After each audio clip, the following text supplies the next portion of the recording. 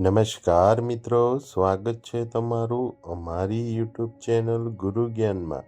આજે આપણે ગરીબી દૂર કરવાના એક શ્રેષ્ઠ ઉપાય વિશે વાત કરીશું, જેને કરવાથી જે ગરીબી તમારા ઘરમાં ઘર કરી ગઈ હોય તેને દૂર કરી શકાશે.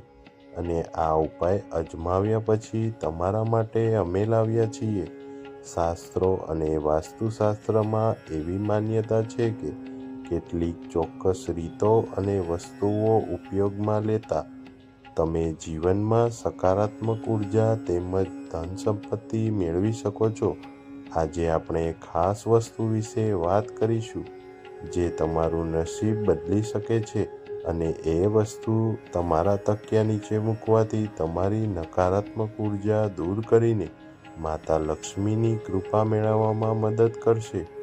મિત્રો, જો હજુ સુધી તમે અમારી ચેનલ ગુરુ જ્ઞાનને સબસ્ક્રાઈબ ન કરી હોય તો તરત જ સબસ્ક્રાઈબ કરી લેજો અને બેલ આઇકન દબાવવાનું ભૂલશો નહીં, જેથી કરીને અમારા નવા વિડીયો તમારા સુધી પહોંચતા રહે. વિડીયોને ચાલુ કરીએ. શાસ્ત્રોમાં એવું કહેવામાં આવે છે કે જો તમારે ગરીબીથી છુટકારો મેળવવો હોય તો તમારા તકિયા નીચે આ એક વસ્તુને મૂકવાથી તમારી ગરીબી દૂર થાય છે અને તમારા ઘરમાં લક્ષ્મીજીનો વાસ થાય છે. તો એ વસ્તુ કઈ છે તેના વિશે આપણે વાત કરીએ. એ ચમત્કારી વસ્તુ છે કપૂર.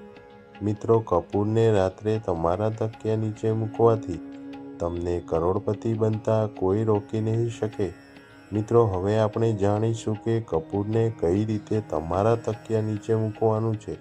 સૌ પ્રથમ કપૂર પર ગંગાજળ અથવા સાફ પાણીનો છંટકાવ કરવાનો છે.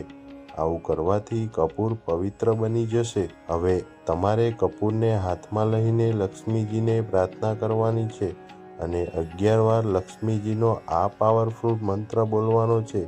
ઓમ શ્રી મહાલક્ષ્મયે નમઃ. આ મંત્રનો જાપ કરવાથી કપૂરમાં સકારાત્મક ઉર્જા ભરાઈ જાય છે. આમ કર્યા પછી તમારે એ કપૂરને તમારા તકિયા નીચે મૂકી દેવાનું છે. આ કાર્ય તમારે શ્રદ્ધાથી 7 દિવસ સુધી કરવાનું છે.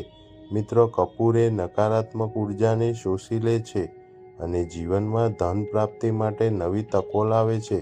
મિત્રો, આ ઉપાય તમે સતત 7 દિવસ સુધી કરશો તો તમને કરોડપતિ બનતા કોઈ રોકી નહીં શકે અને તમારી બધી જ મનોકામના પૂરી થશે. મિત્રો, જો તમને આ વિડીયો ગમ્યો હોય અને આ ઉપાય શ્રેષ્ઠ લાગ્યો હોય તો અમારી ચેનલ ગુરુ જ્ઞાનને સબસ્ક્રાઈબ કરવાનું ભૂલશો નહીં અને અમારા નવા વિડીયો સાંભળવા માટે અમારી ચેનલના બેલ આઇકનને દબાવી દેજો, જેથી કરીને અમારા નવા વિડીયો તમારા સુધી પહોંચતા રહે. અને કોમેન્ટમાં જય લક્ષ્મીમાં જરૂરથી લખતા જજો. મળીશું એક નવા વિડીયો સાથે. ત્યાં સુધી જય લક્ષ્મીમાં.